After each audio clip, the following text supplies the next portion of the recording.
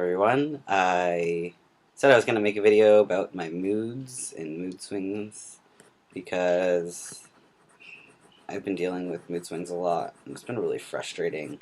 Um,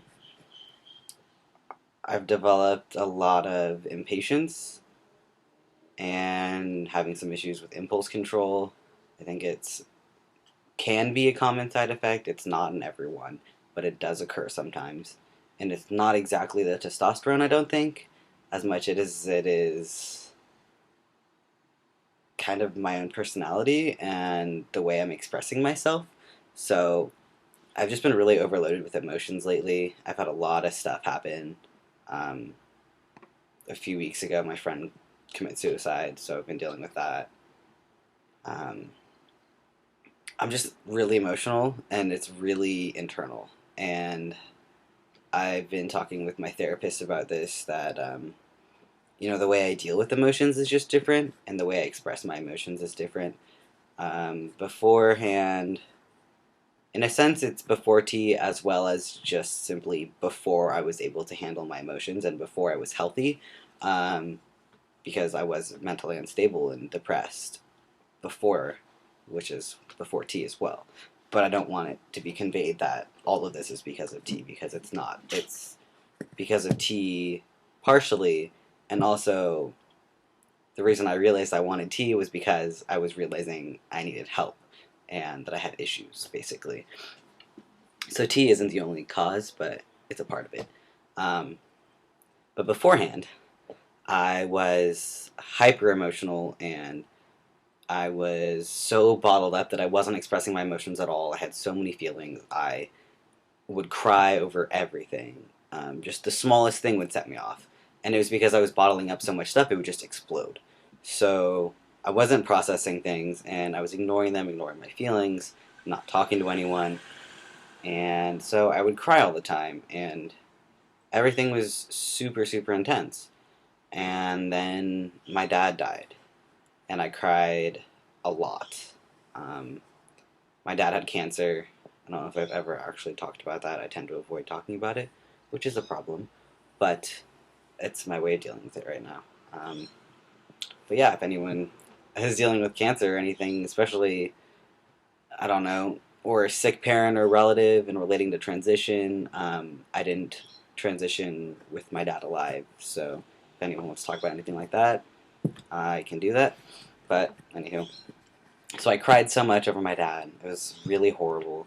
It happened all of a sudden. Like, of course, he had cancer, he was sick, but we didn't expect him to pass away, especially when he did. So lots of tears, especially for the first few months after. And then I kind of hit a wall, and I stopped crying. And since I stopped crying, I've probably cried maybe a total of 10 times in over 2 years, which is complete madness compared to what it used to be. So I have trouble crying now, and that is one thing that a lot of guys on T experience. Um, and the way I handle emotions is different. The way beforehand, if I heard about death in any way, a TV show, someone just mentioning it, a commercial, anything would make me cry. And now I've had my friend's dad pass away. I've had a friend of mine just a few weeks ago pass away, and it doesn't really affect me as instantly and as intensely as it did before. Um, and for me, it's kind of scary because I'm so used to my emotions overflowing and crying that it was, a comfort that at least, even though I was annoyed with it, I at least knew it was going to be there. And so I'm having to come to realize that this is just the way my body is now and the way I process things. And, some people deal with grief and things like that by feeling numb. And a lot of times that's what I feel. I just feel so overwhelmed that I'm just numb and nothing matters, nothing happens, nothing. I'm just empty. And that's how I process things now. And so I've been talking to my therapist about it because it's been a big issue, because I was really concerned that I was just being unconsciously pushing things away and ignoring them because it's something new that I'm not used to. And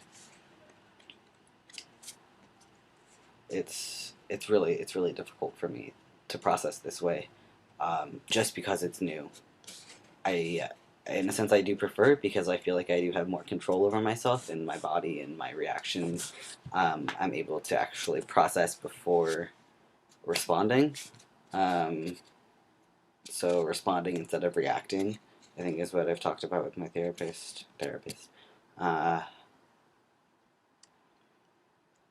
it's just different. I'm also experiencing a lot of impatience, and I've always had anger, so it's definitely not been just the tea. Um, I'm just learning how to express that anger, and I do definitely have less impulse control, uh, and I'm learning how to deal with that and how to pause and think about things before I respond and recognize when I'm out of line. Um, I've reacted pretty quickly a couple of times to my partner, and a lot of times once it's out of my mouth, I realize I made a mistake, and I'm having to learn how to deal with that, because it's kind of like once it's said, it's said. Ow! That was my funny button. And along with that, I'm also learning that you can't control things. I'm a super controlling person because of my life experience. Um, um, I wasn't sure if I was going to go into this, but I grew up in an alcoholic family, so I'm an ACOA, adult childhood alcoholism, or whatever. So there's so much uncertainty growing up that I hate uncertainty, and I'm really controlling and super controlling of my own emotions as well, and critical. So I've been trying to process better that my emotions are my own emotions, and how I feel is how I feel, and no one can change that, just as everyone else is entitled to their emotions and reactions and feelings, and there's nothing I can do to change that, and I need to express myself and express my opinions, and if someone's affected by that, then we can deal with that, they can deal with it, but that's their right and their choice, and you know, that's them, and I'm me, so my emotions matter, and my emotions are important and need to come out. And that's been really difficult. My partner and I have been really dealing with that a lot, and saying what needs to be said and communicating to each other. Sorry about the hands.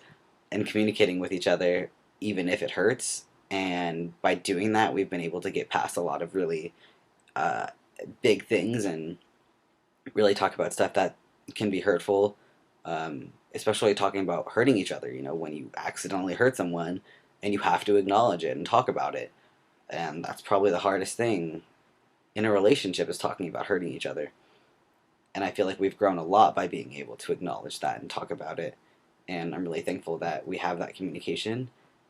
And I'm really thankful that I've been learning how to deal with that and not censor myself when it comes to feeling like I'm going to hurt someone, when it's surrounding my own emotions. So I don't purposely attack people or anything, but if I feel hurt and I have to tell my partner that something they've done has hurt me, it's not easy, but it makes me feel better, and then it makes them feel better that I've now communicated with them. I'm Italian. I talk with my hands. I'm sorry. Um, so yeah, this is long enough. Um, Hello to all you trans guys and possible trans guys and trans queers and trans and all the rainbow, and God, I don't even know. Anyone else who's watching, mostly people on the trans spectrum, I imagine, will know what I'm talking about. Um, Probably the only people that really watch these all the way through are trans folk, because, well, if you're a cis person and you're watching this, you're awesome. You're a fabulous ally. You're amazing. I love you.